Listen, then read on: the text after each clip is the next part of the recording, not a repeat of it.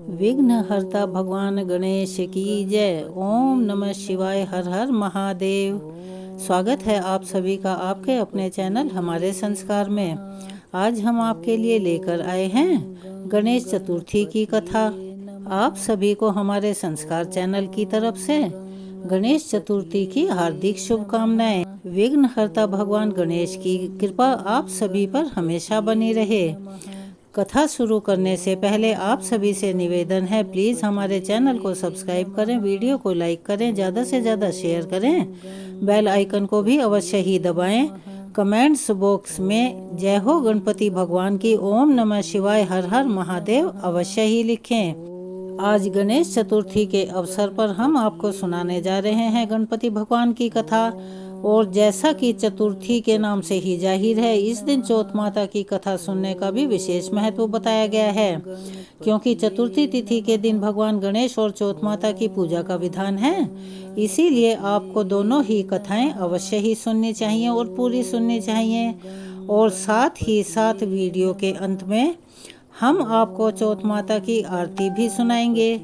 पौराणिक कथा के अनुसार, जो कि प्राचीन समय से सुनी जाती रही है, एक समय की बात है, एक गांव में एक भाई और बहन रहा करते थे।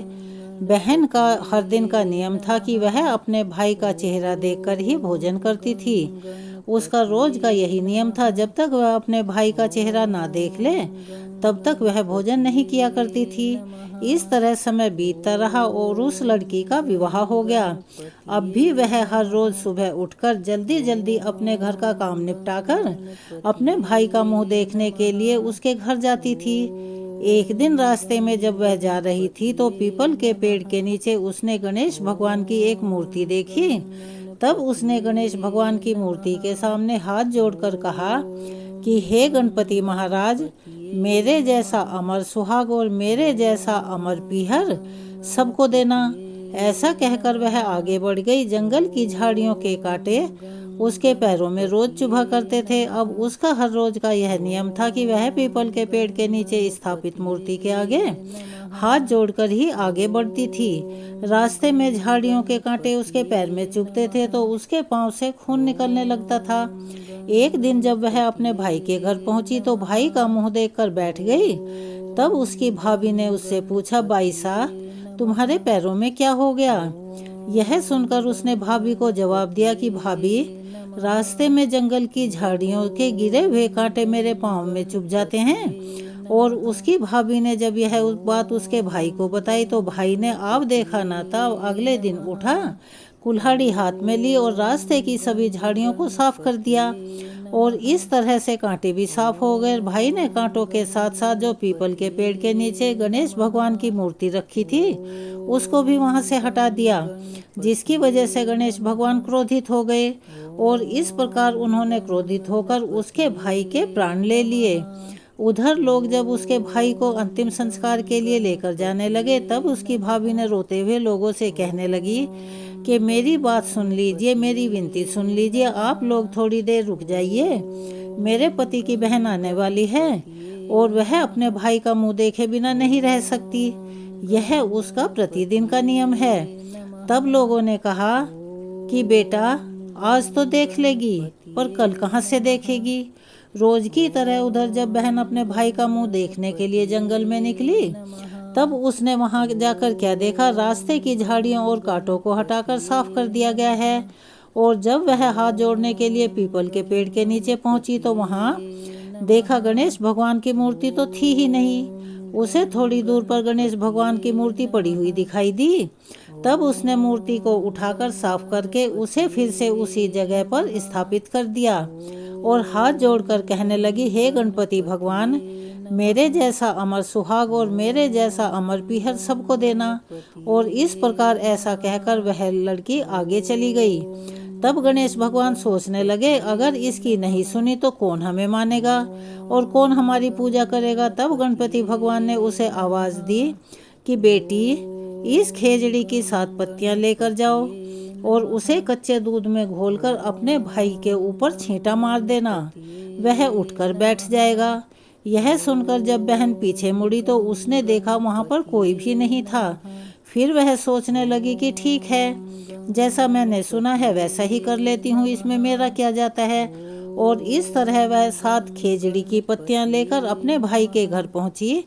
उसने देखा वहां पर कई गांव के लोग बैठे हुए थे और उसकी भाभी बैठकर रो रही थी और उसका भाई उन सब के बीच में मूर्छित अवस्था में यानी के निष्प्राण लेटा हुआ था। तब उसने सुनी हुई आवाज के अनुसार पत्तियों को नियम के तहत भाई के ऊपर इस्तेमाल किया और इस प्रकार पत्तियों के प्रयोग से उसका भाई उठकर बैठ गया। तब भाई बहन से बोला, मुझे बहुत ही गहरी नींद आ गई थी। तब उसकी बहन बोली, ऐसी नींद किसी दुश्मन को भी ना आए। और फिर उसने रास्ते की सारी बातें अपने भाई को बता दी। तब से दोनों भाई बहन और लड़की की भाभी भी मिलकर गणेश भगवान की पूजा करने लगे, उनका व्रत भी रखने लगे। गणेश भगवान, जैसे आपने उस बहन की विपत्ति को दूर किया, वैसे ही सबकी विपत्ति दूर करना और सबके घर में सुख शांति धन समृद्धि बनाए रखना।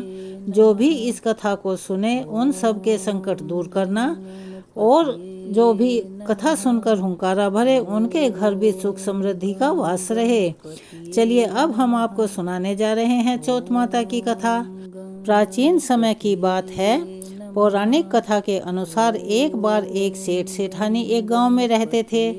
उनके घर में एक बेटा और बहू भी थे। बहू सबको भोजन करवाकर फिर अपने आप भोजन किया करती थी।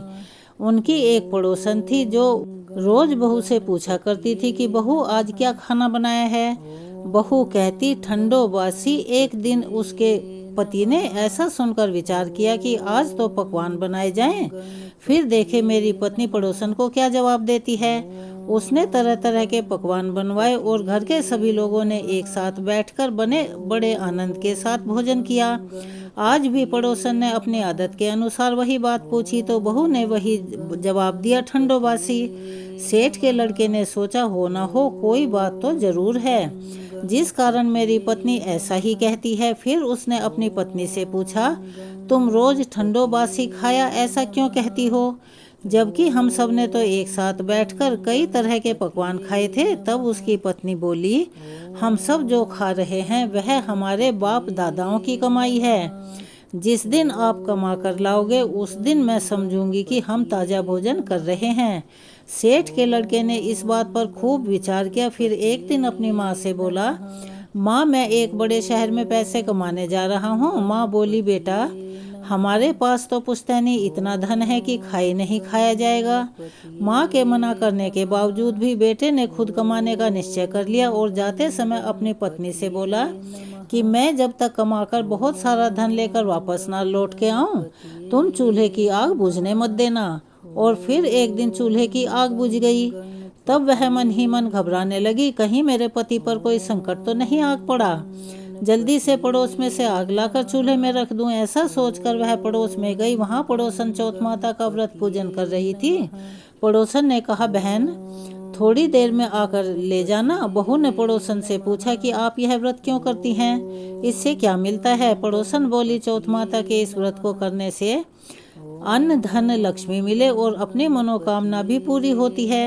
अब बहू भी चौथ माता का व्रत करने लगी। दीवार पर चौथ माता बनाई और उस दिन घी गुड़ का चूरमा बनाकर रात को चंद्रमा को अर्घ्य देकर भोजन किया करती। ऐसा करते करते उसे बहुत दिन बीत गए। उधर चौथ ने बहू के पति को सपने में दर्शन दिए कि साहूकार के बेटे सो रहा है या जाग रहा है। तेरी पत्नी तुझे बहुत याद कर रही है, जा घर चला जा और उसकी चिंता मिटा। तब साहूकार के बेटे ने कहा, माँ मैं कैसे चला जाऊं, दुकान का काम ही नहीं निपटता है। तब चौथ माता ने कहा कि सुबह तू दुकान खोलकर कंकु केसर का पगलिया बनाकर बैठ जाना, आज तेरा सारा हिसाब किताब चुकता हो जाएगा। अब तो चौथ माता ने जैसा कहा था वैसा ही हुआ। उसने घर जाने की तैयारी की और गाड़ी भरकर धन दौलत लेकर चल पड़ा। रास्ते में एक बड़ा सा काला नाग फन फैलाए बैठा हुआ था और वह बोला, आज तो मैं तुझे डसूंगा ही डसूंगा, नहीं छोड़ूंगा। तेरी उम्र पूरी हो गई है। सेठ का लड़का बोला, आज चौथ माता ने मुझे सपना दिया था तो मैं अपनी पत्नी से मिलने अपने घर जा रहा हूँ। वहाँ मेरी पत्नी मेरा इंतजार कर रही होगी, बहुत चिंता कर रही होगी। मैं उससे मिलकर जरूर तुम्हारे पास वापस आऊँगा, तब तू मुझे डस लेना। नाग बोला, तुम अगर शपथ लेकर जाओ तो ही मैं तुम्हें जाने दूंगा। अगर तुम लौटकर नहीं आए तो मैं तुम्हारे घर पर आकर ही तुम्हें डस लूंगा। इस प्रकार साहूकार का बेटा सांप को वचन देकर अपने घर पहुंच गया। वहां सभी से हंसी खुशी से मिला और रात को भोजन करके एक कोने में उदास होकर बैठ गया। उसकी पत्नी आई और अपने पति की उदासी का कारण पूछा तो पति ने काले नाग वाली बात बताते हुए कहा, अगर मैं उसके पास नहीं जाऊंगा तो वह घर पर ही आकर मुझे डस लेगा। पत्नी बहुत चतुर थी, बोली, आप घबराओ नहीं, लेट जाओ, मैं एक उपाय करती हूँ। पत्नी ने कमरे की 7 पैड़ी धोई, यानी कि सीढ़ियाँ धोई। पहली सीढ़ी पर रेत, दूसरी पर इत्र, तीसरी पर गुलाल, चौथी पर कंकु केसर, 5वीं पर लड्डू पेड़ा, 6ठी पर गदी गलीचे और 7वीं पीढ़ी पर दूध से भरकर कटोरा रख दिया।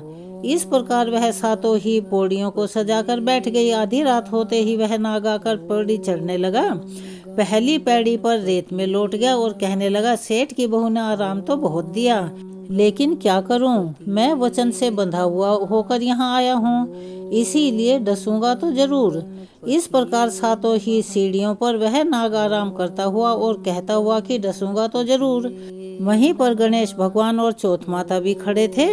उन्होंने देखा कि अगर हमने इस साहूकार के बेटे को नहीं बचाया तो संसार में धर्म कर्म का नाम मिट जाएगा, व्रत पूजन का कोई प्रभाव नहीं रहेगा और कोई महत्व नहीं मानेगा। अब तो गणेश जी, चंद्रमा जी और चौथ माता ने साहूकार के बेटे को बचाने का विचार किया। चंद्रमा जी ने उजाला कर दिया, चौथ माता ढाल बन गई और गणेश जी ने तलवार लेकर नाग को मार दिया और ढाल से ढक दिया। बहू भी थकी हारी थी, सारा दिन काम में थक गई थी तो वह भी सो गई। दिन निकला, सवेरा हुआ तो सभी आसपास के लोग बाग बेटा बहू से मिलने के लिए आए, परंतु बेटा बहू तो अभी तक उठे ही नहीं थे। बहुत देर हो गई तो माँ उन्हें उठाने के लिए गई। माँ ने 7 सीढ़ियों पर जो कुछ देखा वह बहुत घबरा गई और जोर से बेटे बहू को आवाज लगाई। बेटा बहू उठे तो देखा कि एक ढाल तलवार वहां पड़ी है। अब ढाल उठाई तो वही काला नाग वहां मरा हुआ पड़ा था। बेटा बहू ने सोचा कि आज तो धर्म कर्म ही आगे आ गए, जब भगवान श्री गणेश और चौथ माता ने हमारी रक्षा की है। हे चौथ माता, आपने जैसे सेठ के बेटे बहू की रक्षा की वैसे ही सबकी रक्षा करना। चलिए एक बार मेरे साथ प्रेम से बोलिए, चौथ माता की जय। अब हम करते हैं चौथ माता की आरती। ओम जय श्री चौथ मैया, बोलो जय श्री चौथ मैया। सच्चे मन से सुमिरे, सच्चे मन से सुमिरे, सब दुख दूर भया। ओम जय श्री चौथ मैया। ऊंचे पर्वत मंदिर, ऊंचे पर्वत मंदिर, शोभाति भारी, देखत रूप मनोहर, देखत रूप मनोहर, असुरन भयकारी। ओम जय श्री चौथ मैया। महासिंगार सुहावन, ऊपर छत्र फिरे, मैया ऊपर छत्र फिरे, सिंह की सवारी सोहे, सिंह की सवारी सोहे, कर में खड़ग धरे। ओम जय श्री चौथ मैया। बाजत नौबत द्वारे, अरु मृदंग डमरू, मैया अरु मृदंग डमरू, 64 जोगनी नाचत, 64 जोगनी नाचत, नृत्य करत भैरू। ओम जय श्री चौथ मैया। बड़े बड़े बलशाली तेरा ध्यान धरे, मैया तेरा ध्यान धरे, ऋषि मुनि नर देवा, ऋषि मुनि नर देवा, चरणों आन पड़े। ओम जय श्री चौथ मैया। चौथ माता की आरती जो कोई सुहागन गावे, मैया कोई सुहागन गावे, बढ़त सुहाग की लाली, बढ़त सुहाग की लाली, सुख संपत्ति पावे। ओम जय श्री चौथ मैया। चौथ माता की आरती यहाँ संपूर्ण होती है। अगर आपको ये वीडियो पसंद आई हो तो प्लीज़ इसे ज़्यादा से ज़्यादा लाइक करें, शेयर करें। बेल आइकन को भी अवश्य ही दबाएं। कमेंट्स बॉक्स में जय हो गणपति महाराज की, जय हो चौथ माता की अवश्य ही लिखें। धन्यवाद।